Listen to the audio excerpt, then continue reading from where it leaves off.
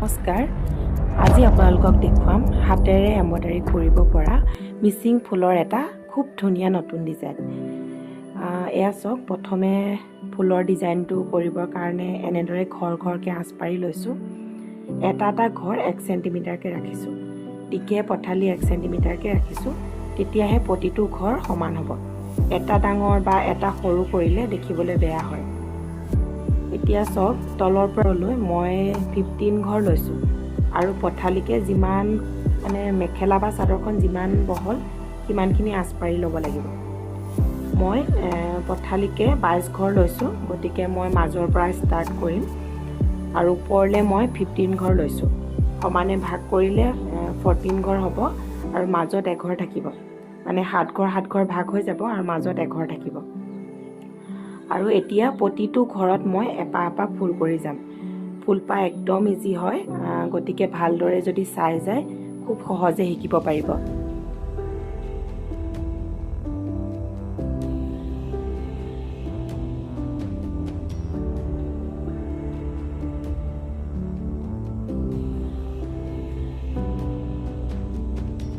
এয়া আৰম্ভ কৰিছোঁ।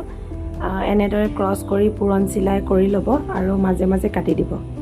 এয়া হৈ গ'ল এপাহ ফুল। একদম সহজ নহয়নে? যদিও আপুনি চিলাই কৰিব নাজানে, কিন্তু এপাহ ফুল কৰি এযোৰ কাপোৰ বনাই ল'ব পাৰিব। গতিকে ভিডিঅ'টো চাই থাককচোন কেনেদৰে কৰোঁ।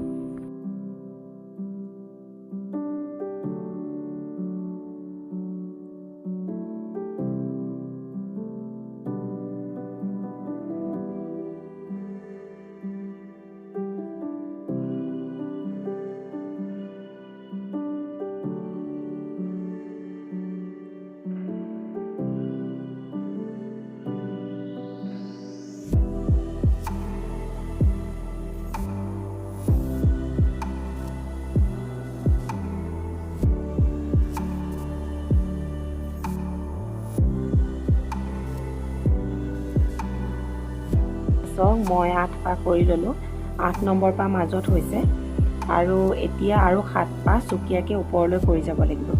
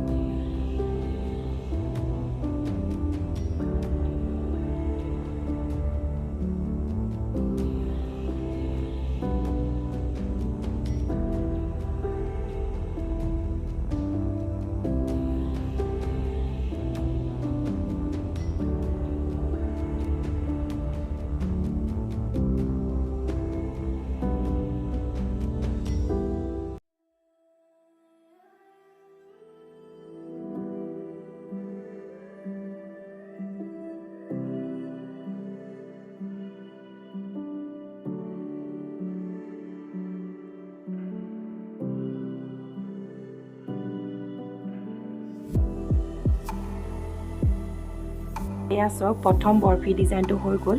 এতিয়া মই ছেকেণ্ড লাইনটো কৰিম। মই ছেকেণ্ড লাইনত হালধীয়া ৰং ব্যৱহাৰ কৰিছোঁ আৰু আগৰ দৰে এইদৰে চুকীয়াকৈ কৰি যাব লাগিব।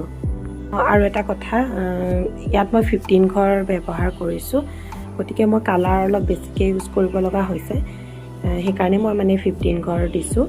কিন্তু আপোনালোকে এইটো নহয় যে 15 ঘৰে দিব লাগিব। আপোনালোকে বৰফিটো যিমান ডাঙৰ কৰোঁ তেতিয়া বেছি কৰিব লাগিব আৰু সৰু কৰিলে সৰুকৈ কৰিব লাগিব। যদি আপোনালোকে 3টা কালাৰ ব্যৱহাৰ কৰিব বিচাৰে তেতিয়া 7 ঘৰ পাৰি ল'ব ওপৰলৈ। এফালৰ পৰা 3 ঘৰ, মাজত এঘৰ থাকি যাব আৰু ওপৰলৈ আকৌ 3 ঘৰ হ'ব। যদি আপুনি 4টা কালাৰ ব্যৱহাৰ কৰিব খুজিছে তেতিয়া 9 ঘৰ পাৰি ল'ব। ঠিক সেইদৰে আপোনালোকৰ যিমান ডাঙৰ বৰফি লাগে, যেইটা ৰং ইউজ কৰে সিমানটা আপুনি ঘৰ পাৰি ল'ব লাগিব। এইটো নহয় কি যে আপুনি 15 ঘৰে পাৰি ল'ব লাগিব।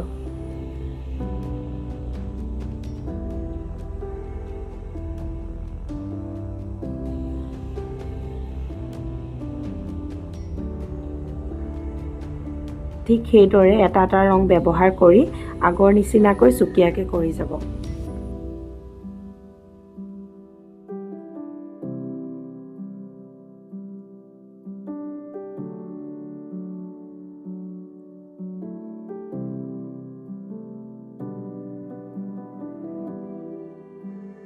চাওক বৰফিটো হৈ গ'ল খুব ধুনীয়া লাগিছে নহয়নে এনেদৰে এটা এটা বৰফি ডিজাইন দিও আপোনালোকে চাদৰ মেখেলা বনাব পাৰিব খুব ধুনীয়া লাগে এনেকৈ সিঙ্গল সিঙ্গলকৈ এটা এটা বৰফি দিও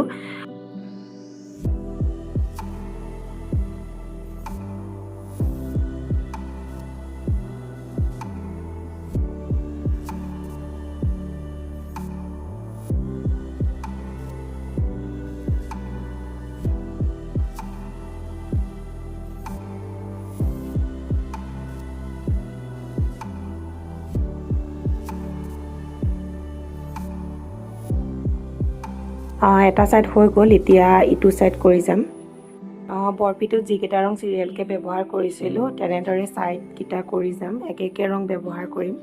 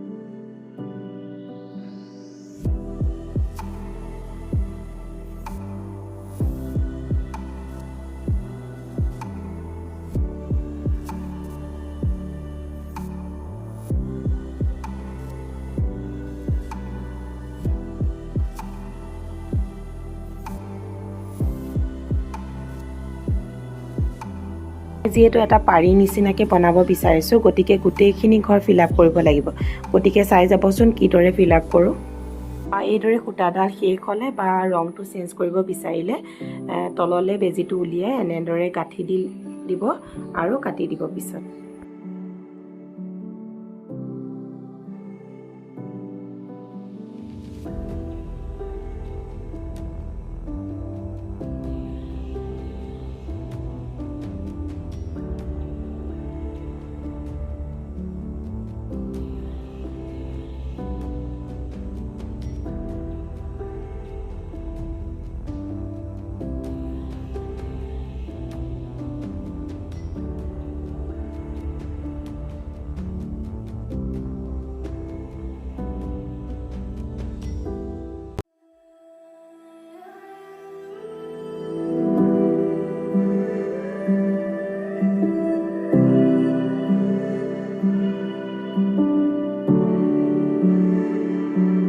এয়া চক হৈ গ'ল, খুব ধুনীয়া লাগিছে নহয়নে? মোৰ কিন্তু খুব ভাল লাগিছে। আপোনালোকৰ কেনেকুৱা লাগিছে মোক কমেণ্ট কৰি জনাব।